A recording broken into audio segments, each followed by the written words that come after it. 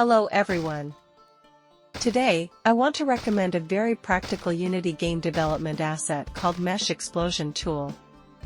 This tool allows you to easily turn any game object into multiple broken pieces, creating a clean and impressive explosion effect. It's extremely easy to use. You only need to attach a script to your game object, and the tool will handle the rest. No complicated setup, no complex workflow.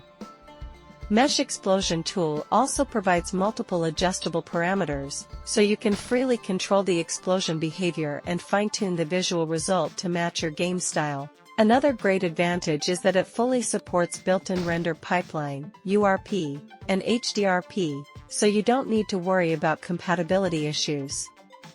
Overall, this tool is a great choice if you want to make your game look more dynamic, more realistic, and definitely cooler.